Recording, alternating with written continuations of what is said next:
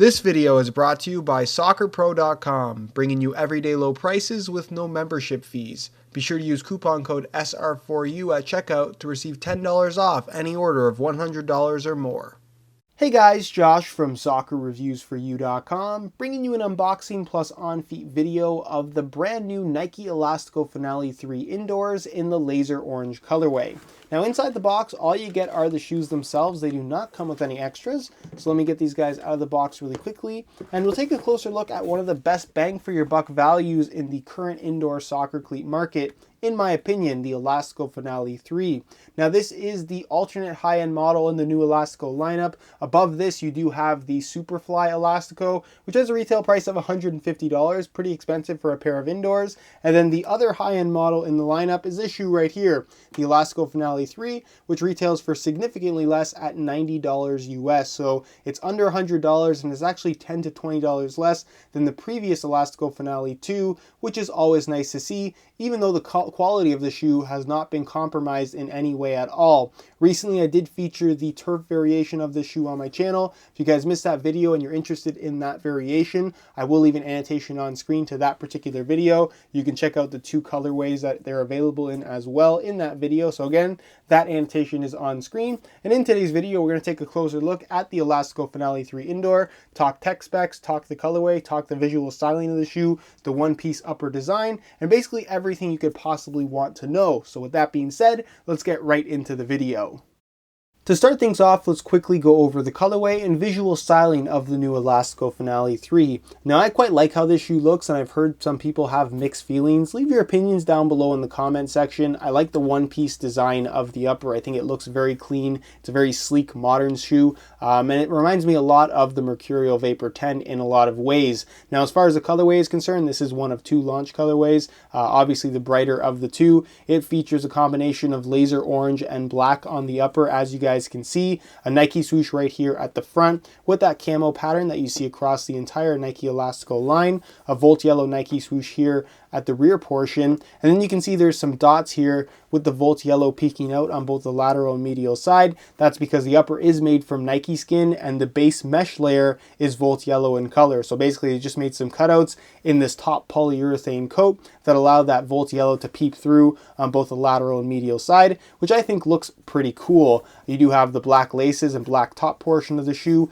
in that neoprene-like material. You have your Nike branding right there in white, that little strip of reflective 3M material across the back of the heel. The midsole is all white again with that camo pattern that you find in the Nike swoosh. And then the sole, as you can see, is white with a little bit of Volt accent in the form of a foot mapping pattern. And then one more black Nike swoosh right there in the middle. So as far as the colorway is concerned, very good looking shoe if you ask me, very vibrant if that's what you're looking for. And with that being said, let's get into the performance and tech specs of the Elastico Finale 3.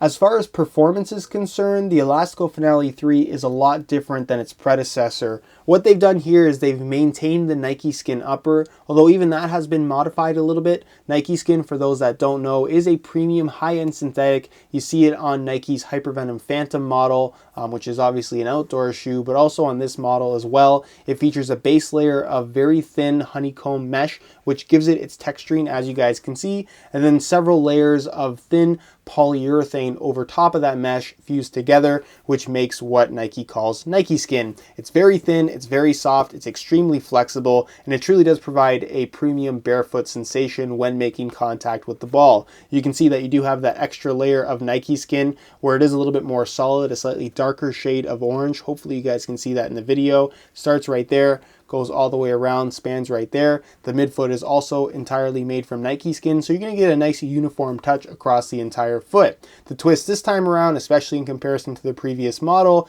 is that the shoe now features a one-piece design, very similar to what you're going to find from the Superfly 4 as well as the Vapor 10.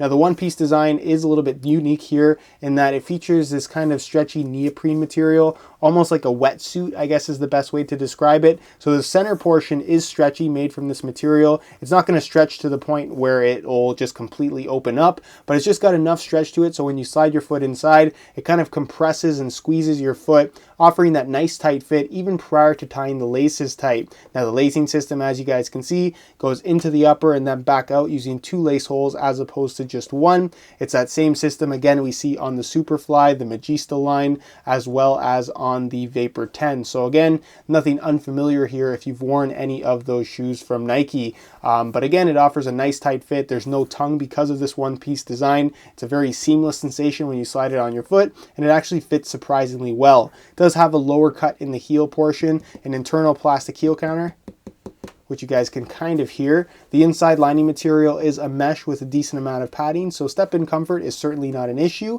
The insole is removable, which is nice. It features a mesh liner on top, as you guys can see, and it's made from a relatively thick, kind of very spongy ortholite type of material, providing some really good step-in comfort. And then moving on to the midsole, you can see that you do have a foam midsole. I believe it's just a standard Phylon foam in the heel as well as in the midfoot, providing a little bit of extra underfoot cushioning that you did not get from the previous Elastico Finale model. And then this is of course the indoor variation. A turf model is also available. This one designed specifically for indoor courts. It features a very aggressive traction pattern as far as indoor soccer shoes go that performs quite well actually when you are on those smooth indoor court playing surfaces. And the actual rubber itself is pretty tough. It's a good thickness as well. So if you do want to use this outdoors on concrete or something like that, the durability that you're going to get from this shoe is actually quite good. So this is a very well-rounded, like I said, good bang for your buck option. As far as durability is concerned, again, you do have a very high lip in the rubber material itself,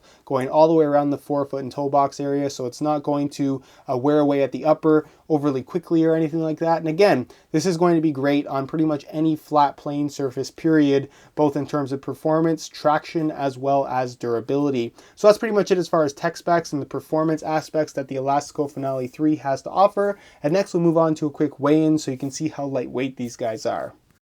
As far as weight is concerned, the Elastico Finale 3 is very, very light, both in hand as well as on feet. So I'm going to weigh this pair for you today in real time. Keep in mind this is a brand new pair in a size 9 US. I'm going to throw it on the scale, and you can see that they weigh in at 7 ounces exactly, which, like I mentioned, is very, very light for a pair of indoors. Of course, the upper is thin. There's not a lot of underfoot cushioning with the midsole and outsole that they've incorporated on this particular shoe. So you're going to have a very low to the ground, low profile feel when you're wearing these, not a lot of underfoot cushioning. So as long as you can live with that, you're looking for that ultra responsive, really lightweight, low profile feel, you're going to absolutely love how these things feel on your feet.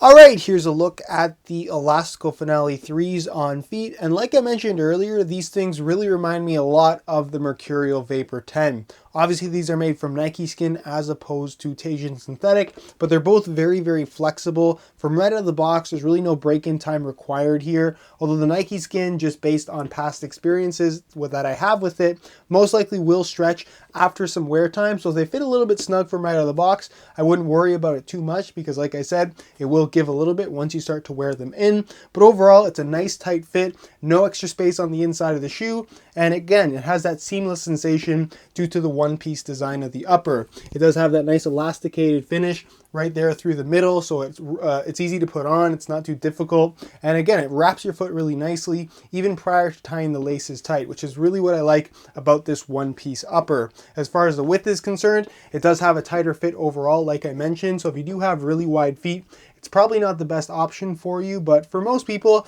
I would say that the width of this shoe is definitely going to be appropriate. It does have a very low cut in the heel area, which I thought was a little bit unusual. It does feel a little bit strange at first, but once you wear them in for a little bit, again, you do tend to get used to it, and heel slippage really didn't seem to be an issue, just based on my experiences with this shoe so far. And as far as sizing is concerned, I'm wearing my usual size 9 US here. The fit and the length is absolutely perfect, and if you are looking to order a pair of these for yourself, I would strongly recommend going true to size for the best possible fit.